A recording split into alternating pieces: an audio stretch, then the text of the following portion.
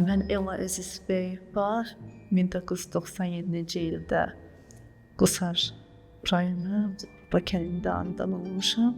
Sənətə isə rəssamlıqda uşaqlıqdan başlamışam, hardasa 8-ci siniflərdən 15-16 yaşına düşür. Rəssamlığa və sənətə təkcə qum üzərində deyil, incəsənəti digər rəssamlığın növlərindən də məşğul olam. Əsasda ən çox maraqlanan oğullarım qum üzərində olur. Qum sənəti ilə bağlı.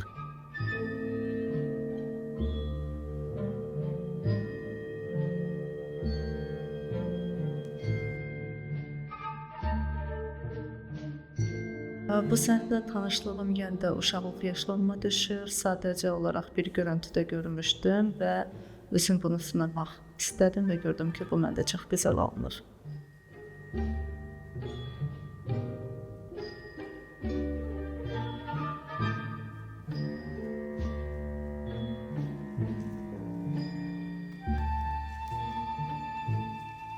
Qum sənəti digər sənətlərdən daha çox fərqlənir. Deyirlər ki, keçicidir, xeyr, keçici deyil.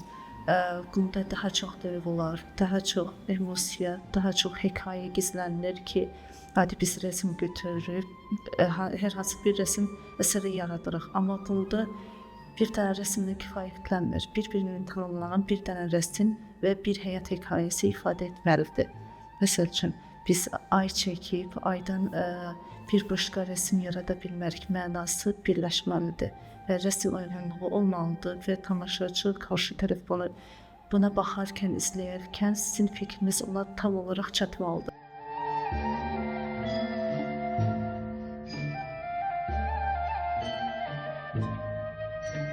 Qum terapiya kimi bir müalicə üsulu var.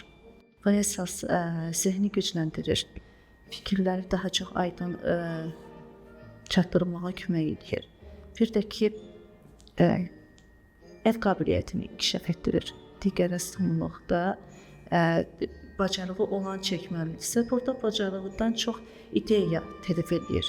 Həm də ki, gözlərə daha çox xeyri var. Heç bir sənətə bənzəmir, qum tamamilə ayrıdır. Özünə xüsusi bir forması var.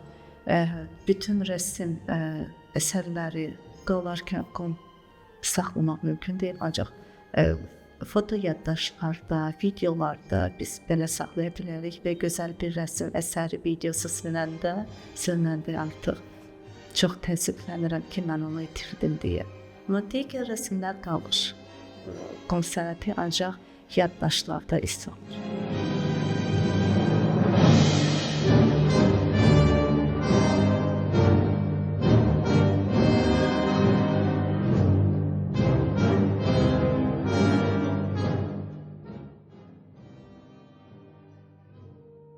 Qum sənəti animasiya tərəfdən biraz bağlılığı var. Bir də əsas digər sənətlərlə bağlayan bir tərəfdə musiqidir. Çünki musiqi altında bu sənəti gəlir. Musiqi rəssama daha çox burada lazım gəlir. Bir də ki, ədəbiyyata bağlıdır, hekayə olaraq.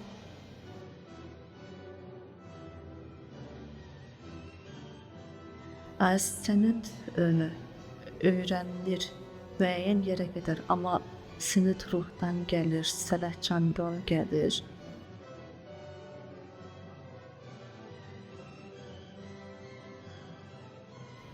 Müəyyən yerə kimi öyrənmək olar, amma ruhən gələn sənətdir. Mən bu canlıda var idi. Çətin tərəfləri daha çox oldu, çətinlikləri çox çəkdim, amma buraxmaq yox, ani uzaqlaşmalar olur və bu sənin ruhən gələn bir can parçası deyərdim. Olduğuna görə həmən tutursan, təzədən bağlanırsan, yox, atmaq olmur və sənəti atmaq olmur. Sənət candan gəlir, ruhdan, ruhun bir parçasıdır.